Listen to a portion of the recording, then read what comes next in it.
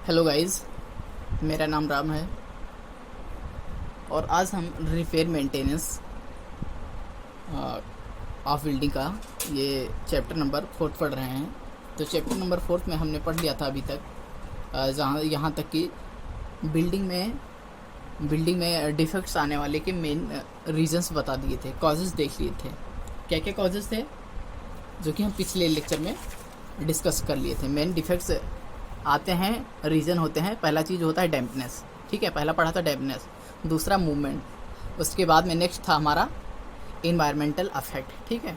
तो इसके बारे में हमने एनालिसिस कर लिया था। अब आज हम पढ़ने वाले हैं defects and their causes in various elements of building के विभिन्न पार्टों में होने वाले डिफेक्ट और उनके कारण, ठीक है।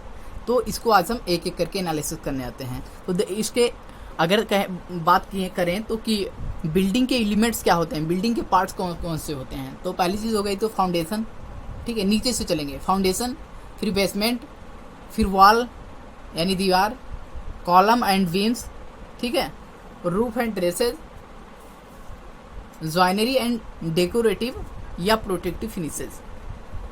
तो इसमें से आज एक एक के बारे में हम एनालिसिस करेंगे। जैसे फर्स्ट स्टार्ट करते हैं फाउंडेशन और उसमें होने वाले डिफेक्ट्स और उसके मेन रीजंस देखेंगे, कारण क्या क्या होते हैं, डिफेक्ट्स आने के कारण क्या क्या होते हैं। तो फर्स्ट हेडिंग देखेंगे फाउंडेशन।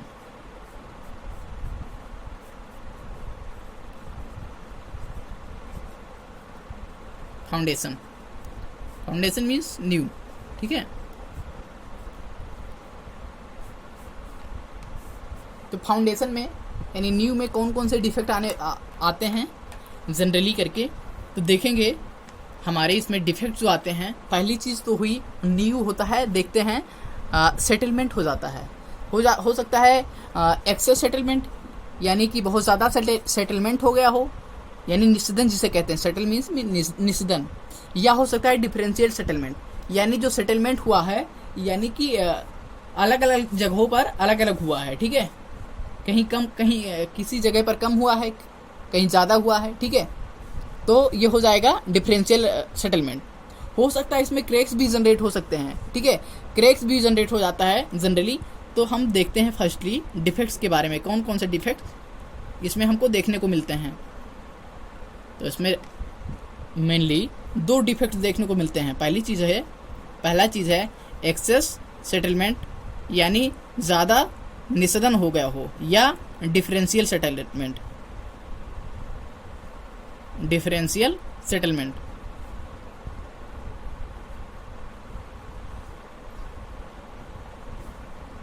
सेटलमेंट मीन्स निषेधन।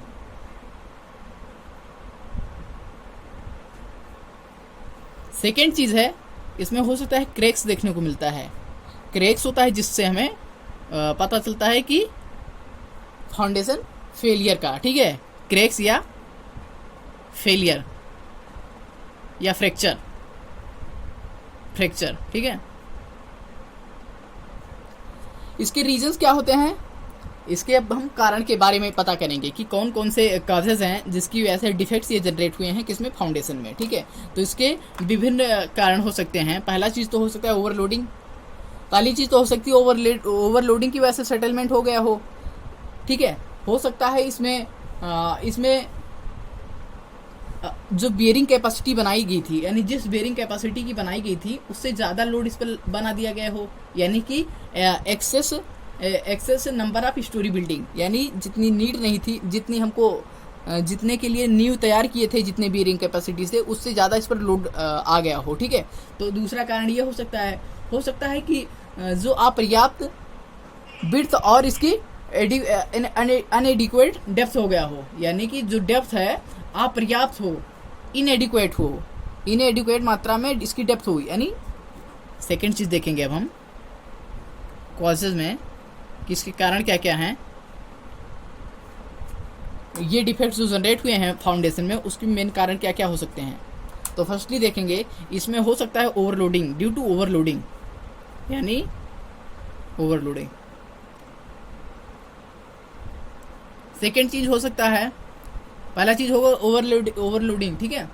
सेकेंड चीज़ हो सकता है इनएडिक्वेट विड्थ एंड डेप्थ, यानी अपर्याप्त चौड़ाई और गहराई, यानी जितनी गहरी नींव बनाई गई है हो सकता है और ज़्यादा बनानी चाहिए थी, तो उसे बेयरिंग कैपेसिटी वहाँ पर कम थी। ठीक है, तो लिखेंगे इनएडिक्वेट विड्थ एंड डेप्थ, इसको लिखेंगे अपर्याप्त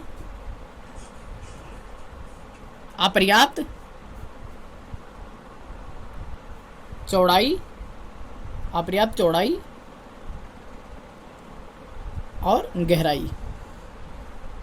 ठीक है, ये हो गया अपर्याप्त चौड़ाई और गहराई। थर्ड चीज हो सकता है इसमें डिफरेंशियल सेटलमेंट, यानी जो फेलियर हुआ है यानी डिफेक्ट्स आए हैं तो किस लिए, वो पहला चीज ओवरलोडिंग की वजह से देख लिया, दूसरा है अपर्याप्त बेयरिंग कैपेसिटी, यानी लिखेंगे अपर्याप्त bearing capacity. इनएडिक्वेट depth and width हो गया। थर्ड चीज लिखेंगे अपर्याप्त बेयरिंग कैपेसिटी, अपर्याप्त बेयरिंग कैपेसिटी यानी जो लोड करने की कैपेसिटी है उससे ज़्यादा लोड लगा देना। नेक्स्ट हो सकता है मिसयूज ऑफ फाउंडेशन,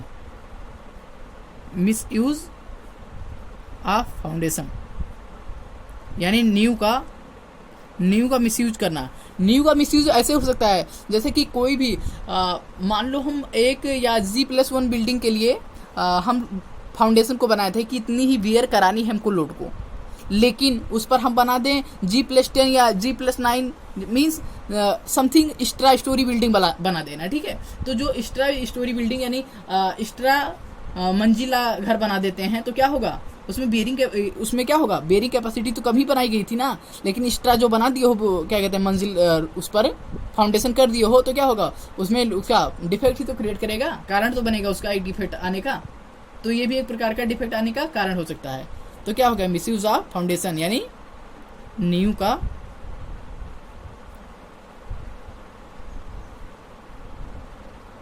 का गलत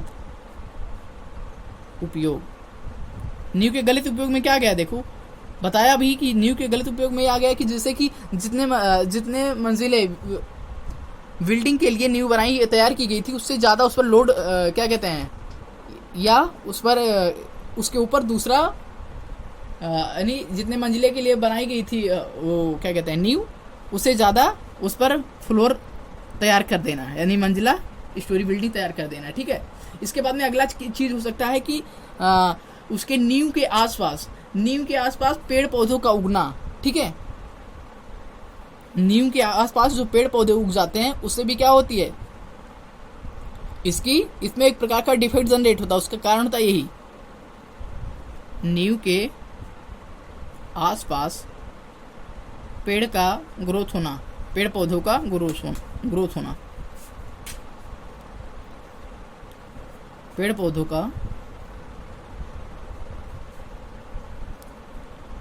पौधों का उगना, ये भी एक प्रकार का क्रैक्स जनरेट होने का कारण हो सकता है।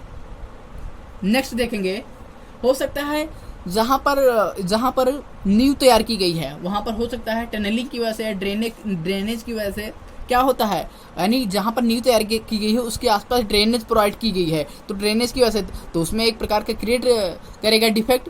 तो उसका रीज़न क्या हो जाएगा, यही रीज़न हो जाएगा कि वहाँ पर ड्रेनेज प्रोवाइड किया गया। तो ड्रेनेज की वजह से भी क्या हो सकता है डिफेक्ट्स, ड्रेनेज की वजह से। नेक्स्ट देखेंगे,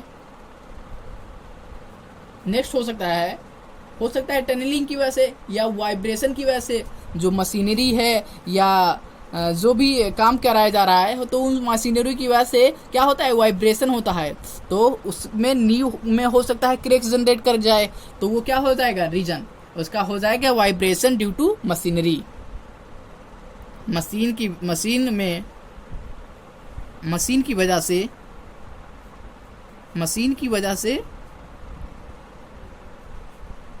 वाइब्रेशन।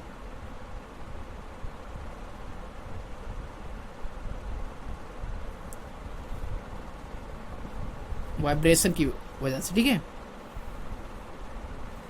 नेक्स्ट होगा हमारा, नेक्स्ट क्या हो सकता है? हो सकता है अर्थक्वेक की वजह से, हो सकता है अर्थक्वेक की वजह से न्यू में क्या हो जाता है? क्रैक्स जनरेट हो जाता है, ठीक है, या सेटलमेंट आ जाता है।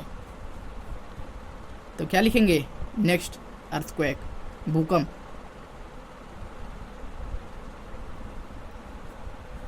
यानी भूकंप। तो क्या हो, अभी क्या देखा? फाउंडेशन देखा। फाउंडेशन में डिफेक्ट्स होने वाले डिफेक्ट्स के बारे में देख लिया, एक्सेसिव एंड डिफरेंशियल सेटलमेंट। दूसरा चीज़ क्रैक्स एंड फ्रैक्चर, ठीक है। उसके बाद में इसके कारण देख लिया, किस किस कारण से न्यू में डिफेक्ट्स क्रिएट होते हैं। पहला चीज़ देख लिया ओवरलोडिंग की वजह से, यानी जितना पर्याप्त लोड से ज़्यादा लोड प्रोवाइड कर देना, जितना लोड चाहिए उससे ज़्यादा लोड कर देना। इनएडिक्वेट विड्थ एंड डेप्थ, अपर्याप्त चौड़ाई और गहराई की वजह से। और फिर है बेयरिंग कैपेसिटी की वजह से, यानी कि जो लोड जितना वेयर कर सकता था उससे ज़्यादा लोड कर उस पर डाल दिया गया। मिसयूज़ ऑफ फाउंडेशन, फाउंडेशन का मिसयूज़ किस प्रकार हुआ? फाउंडेशन का मिसयूज़ ऐसे हुआ कि जैसे कि जितने फ्लोर के लिए बनाया गया था नींव की, इतने फ्लोर तक ही इस पर लोडिंग करना है, उससे ज़्यादा फ्लोर बना देना, ठीक है। अगला चीज़ क्या है? नींव के आसपास पेड़ पौधों का उगना, ठीक है, ग्रोथ हो जाना। तो ये भी एक प्रकार का कॉजेज है, कारण है, ठीक है। अब देखते हैं नेक्स्ट हमारा, फर्स्ट हो गया फाउंडेशन। सेकंड देख लेते हैं, सेकंड हमारा रहेगा हेडिंग बेसमेंट। सेकंड पार्ट आएगा बेसमेंट। बेसमेंट में कौन कौन से डिफेक्ट होंगे और उसके कारण क्या हैं उसके बारे में देखते हैं। तो सेकंड हेडिंग डालेंगे बेसमेंट।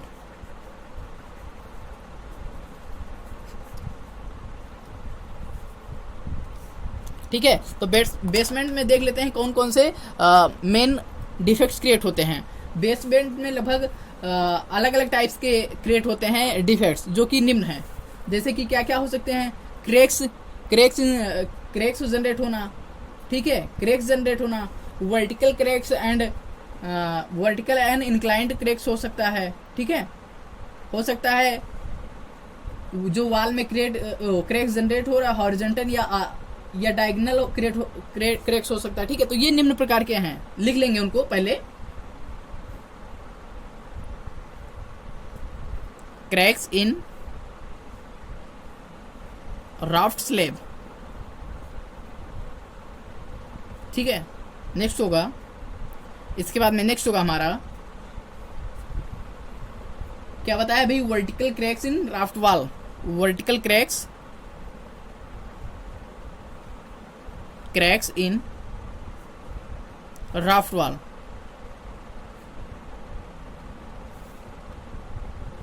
नेक्स्ट हो सकता है वर्टिकल या इंक्लाइंड, वर्टिकल या इंक्लाइंड, इंक्लाइंड क्रैक्स।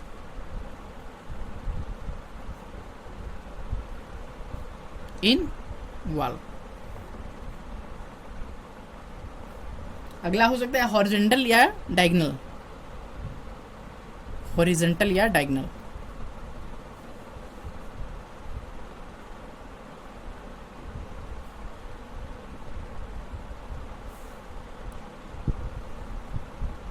अगला हो सकता है एफ्लोरेंस, जो सफ़ेद स्पॉट जमा हो जाते हैं ड्यू टू क्या? रेन, बारिश की वजह से या डैम्पनेस की वजह से,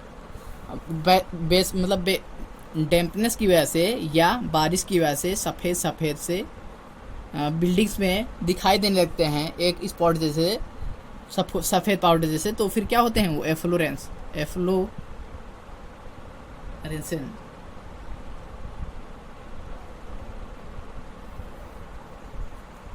यानी क्रैक्स एक प्रकार का ऐसा है डिफेक्ट जो कि बिल्डिंग के सभी पार्ट्स में देखा जा सकता है, ठीक है। यानी ये क्रैक डिफेक्ट्स के बारे में बता रहे हैं, बेसमेंट के डिफेक्ट्स के बारे में बता रहे हैं भी, ठीक है। तो क्रैक्स डिफेक्ट्स में कितनी चीज़ें आ गई? क्रैक्स आ गया, लगभग सब में क्रैक्स की ही बात कर रहे हैं। पहला चीज़ हो गया वर्टिकल क्रैक्स हो गया, इंक्लाइंड क्रैक्स हो गया, डायगोनल या एफ्लोरेंस हो गया, ठीक है। या ऐसा भी हो सकता है दीवारों के अंदर बल्गिंग होना, यानी दीवारों का उभर आना, ठीक है, अंदर की तरफ उभर आना। तो ये क्या होगा? Inward bulging of wall, inward अंदर की तरफ, इनवर्ड बल्गिंग ऑफ वॉल, नींव का अंदर की तरफ उभरना, ठीक है, अंदर की तरफ उभरना।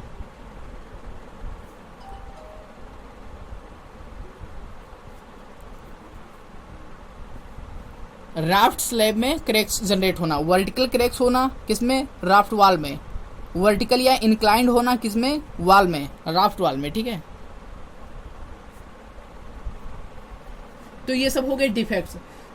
इनके कारण क्या हो सकते हैं, इनके मेन कारण देख लेते हैं कि कौन कौन से इनमें मेन कारण हो सकते हैं। इन डिफेक्ट्सों के मेन कारण क्या क्या हो सकता है। पहला चीज तो हो गया लेटरल मूवमेंट, यानी बिल्डिंग में लेटरल प्रेशर की वजह से, यानी लेटरल प्रेशर का ज़्यादा होना, पहली चीज़ तो ये हो गई। यानी इसकी वजह से उत्पन्न हो सकता है क्या चीज़, क्रैक्स वगैरह जनरेट हो सकते हैं, ठीक है। पहला चीज़ क्या है, इसके लिखेंगे कॉजेस, कारण क्या है, कारण में। सेकेंड चीज़ पढ़ रहे हैं बेसमेंट, बेसमेंट में पढ़ लिया डिफेक्ट्स कौन कौन से होते हैं, तो इनमें बता दिया कि क्रैक्स जनरेट हो सकते हैं, राफ्ट में, स्लैब में या राफ्ट वॉल में हो सकते हैं, डायगोनल क्रैक्स होते हैं, इंक्लाइंड हो सकते हैं, ठीक है। इन प्रकार के क्रैक्स जनरेट हो सकते हैं। और चीज़ क्या हो सकता है, और ये हो सकता है एफ्लोरेंसेस जनरेट हो जाए, जो कि बताया कि डैम्पनेस की वजह से हो जाता है समटाइम्स, या बारिश की वजह से लगातार कंटिन्यूसली बारिश वगैरह होती रही तो उसकी वजह से हो जाता है, ठीक है। और फिर क्या होता है, ड्रेनेज की वजह से, यानी सीलन जैसा आ जाता है, सफ़ेद सफ़ेद पाउडर फॉर्म में दिखाई देता है जो हमें, ठीक है। तो देख लेते हैं कॉजेज, इनके कारण क्या क्या होते हैं, कॉजेज, ठीक है, इनके कारण देख लेते हैं। पहला बता दिया है लेटरल प्रेशर की वजह से, या लेटरल प्रेशर की ज़्यादा हो जाना, ठीक है, अत्यधिक लेटरल प्रेशर की वजह से। अगला बताया क्या था, सॉइल पर प्रेशर लगना, ठीक है। उसके बाद में जो इनएडिक्वेट डिज़ाइन करना है, यानी जो डिज़ाइन की गई थी उसी में कुछ कमी थी, वही अपर्याप्त था, ठीक है। रेन की वजह से बता दिया कि बारिश की वजह से हो जाता है, जो फ्लोरेंस वगैरह लगो क्रिएट हो जाता है। दूसरा चीज़ बता दिया है ड्रेनेज की वजह से, ठीक है। तो देख लेते हैं अब अभी क्रैक्स के बारे में जो देख रहे हैं, लगभग बिल्डिंग्स के सभी पार्टों में क्रैक्स जनरेट हो सकते हैं, ठीक है। ये डिफेक्ट लगभग बिल्डिंग के सभी पार्टों में देखने को मिलता है। तो देखते हैं इसमें क्या लिखे हैं काजेज में। इसके कारण देखेंगे लेटरल प्रेशर की अधिकता की वजह से, यानी लेटरल जो प्रेशर लग रहा है, लेटरल प्रेशर किस पर, बेसमेंट या वॉल पर, ठीक है, वॉल पर लेटरल प्रेशर की वजह से, की अधिकता से, ठीक है, पहला रीजन हो गया। दूसरा चीज़ क्या हुआ, अभी बताया है ड्रेनेज या भारी वर्षा होना, ड्रेनेज की वजह से।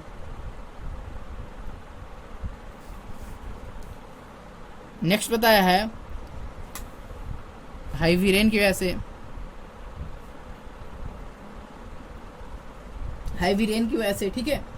तो ये सब कारण है।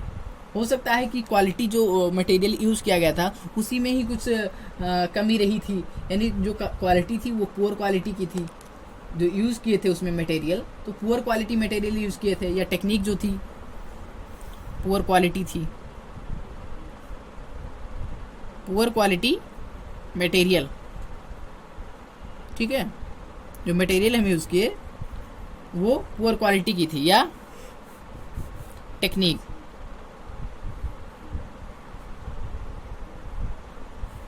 ठीक है।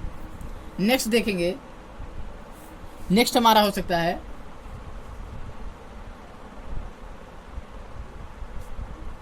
शियर फोर्स की अधिकता होना, यानी शियर फोर्स की अधिकता होना, उसकी वजह से भी क्या हो सकता है, क्रैक्स जनरेट हो जाता है।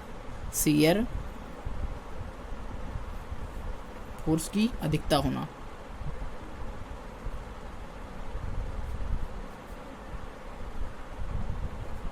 ठीक है। तो ये हमारा 2 पॉइंट अभी हम सिर्फ पढ़े हैं। पहला क्या था, फाउंडेशन में होने वाले डिफेक्ट्स के बारे में देख लिया था, और दूसरा चीज़ और उसके कॉजेज़ के कारण, यानी कॉजेज़ देख लिया था कि कारण कौन कौन से होते हैं। और सेकंड पॉइंट पढ़ा है बेसमेंट और उसमें होने वाले डिफेक्ट तथा इसके कारण क्या क्या हो सकते हैं। नेक्स्ट पॉइंट देख लेते हैं हम। नेक्स्ट पॉइंट जो हमारा रहेगा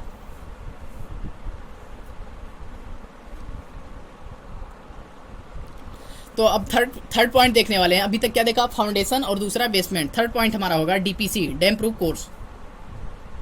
डीपीसी, डैम प्रूफ कोर्स।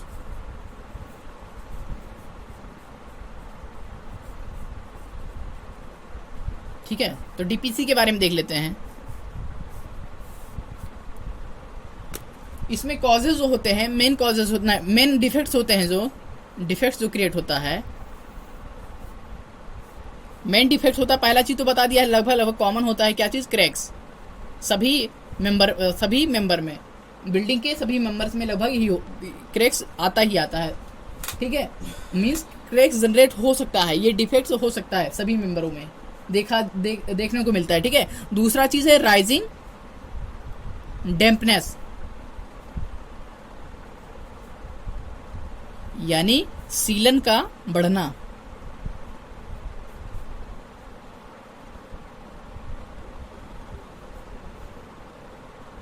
ठीक है, तो इसके कॉजेज क्या होंगे उसके बारे में देख लेते हैं। पहला चीज में क्या देखा, डीपीसी में किस लिए क्या आता है, डीपीसी डैम प्रूफ कोर्स, यानी सीलन से बचाने के लिए। ठीक है, तो क्या है इसमें, क्रैक्स की वजह से हो सकता है फिर से यानी डैम्पनेस आ जाए। दूसरा चीज है राइजिंग डैम्पनेस, हो सकता है कि सीलन की बढ़ती मात्रा की वजह से। ठीक है, डैम्प, तो ये दोनों क्या है, रीजन्स हो गए, मतलब डिफेक्ट्स हो गए। अभी कारण देखने वाले हैं, यानी रीजन देखने वाले हैं, तो कॉजेज देख लेते हैं।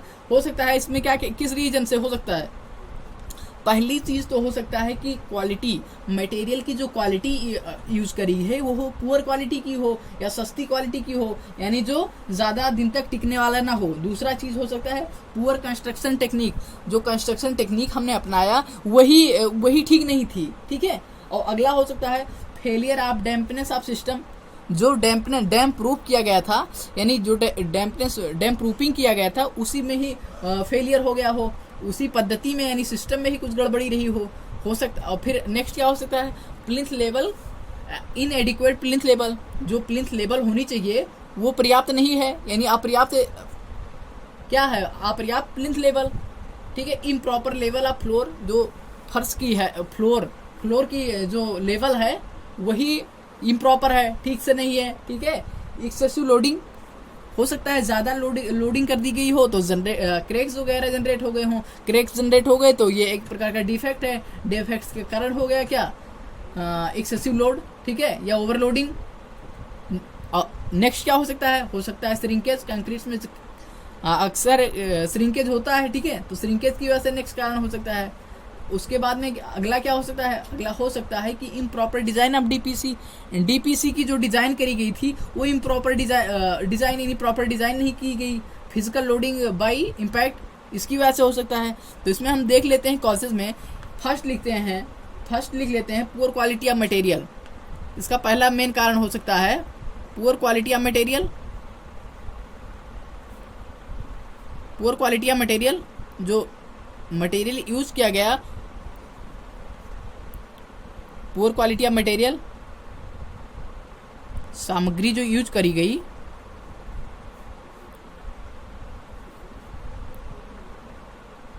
अच्छा ना होना, सामग्री का अच्छा ना होना, यानी पुअर क्वालिटी का होना। ठीक है, सेकंड चीज क्या है, सेकंड चीज हो सकता है श्रिंकेज की वजह से। ठीक है, सेकंड चीज क्या हो सकता है, श्रिंकेज की वजह से।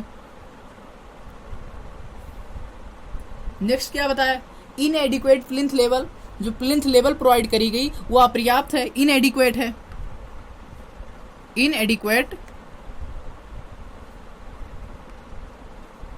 प्लिंथ लेवल,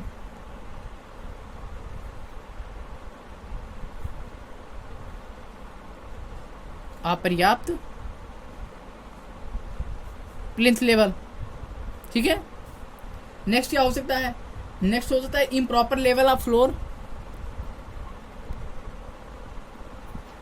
का लेवल प्रॉपर ना होना।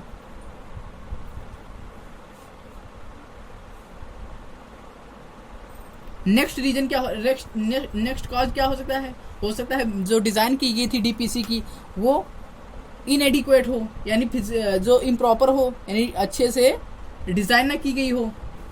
यानी improper design of DPC,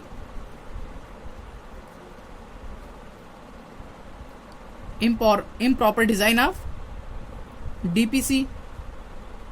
dam proof course का जो अभिकल्पन किया गया था वो प्रॉपर ना प्रॉपर किया गया हो, ठीक है, तो उसकी वजह से गड़बड़ी हो सकती है इसमें, ठीक है। नेक्स्ट हमारा हो सकता है पुअर कंस्ट्रक्शन टेक्निक। जो कंस्ट्रक्शन टेक्निक यानी पद्धति अपनाई गई थी उसमें ही कुछ कमी रही हो, इम्प्रॉपर टेक्निक ऑफ कंस्ट्रक्शन या poor construction technique, poor construction technique.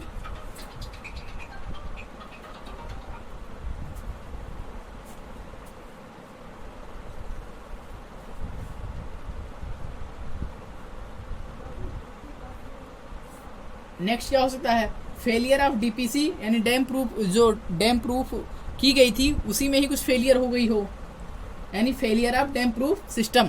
जो पद्धति अपनाई गई थी डीपीसी को वो प्रूफिंग में ही कुछ गड़बड़ी रही, ठीक है। तो क्या लिखेंगे, failure of dam proof system, failure of dam proof system,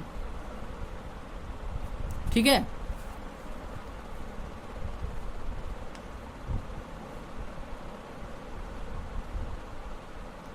जो सीलन रोधी है, सीलन रोधी पद्धति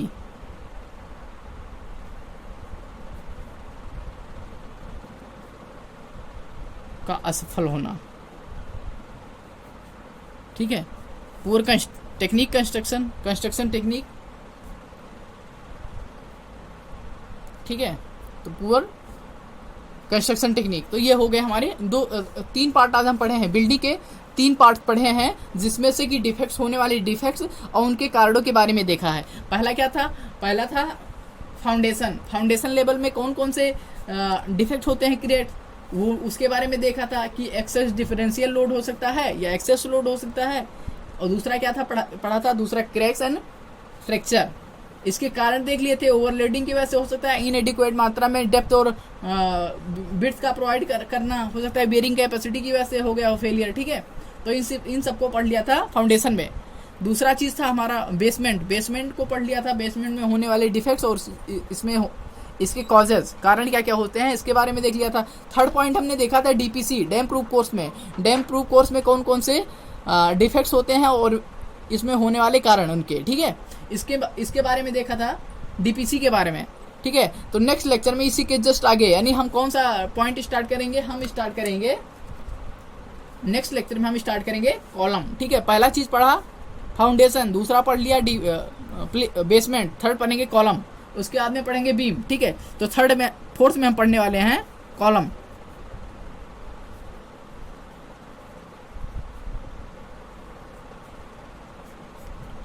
ठीक है, तो कॉलम में डिफेक्ट देखेंगे और फिर इसके काजेस देखेंगे। Thank you.